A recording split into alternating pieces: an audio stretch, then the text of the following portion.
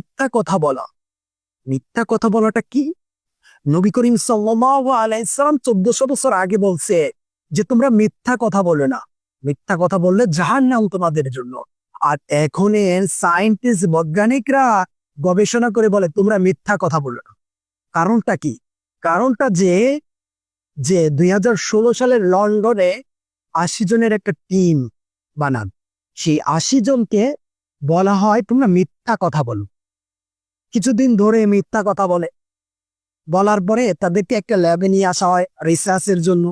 তাদের মিথ্যা বলার জন্য তাদের কি কি প্রভাব আসতে পারে রিসার্চ করে দেখে যে তাদের মস্তিষ্কের এক আমিগডালা, এক অংশ যার প্রতিক্রিয়া কমে যায়, যার কাজ কমে যায়, যেমন অনুভূতি, যার স্মৃতিশক্তি, এটা কমে যায়।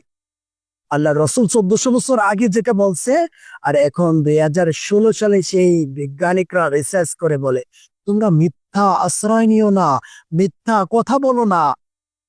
আর আল্লাহ তাআলা সেটা বলছে এই সূরাতুল বাকারার 10 নম্বর আয়াতে, অন্তরে রোগ আছে, এই রোগগুলো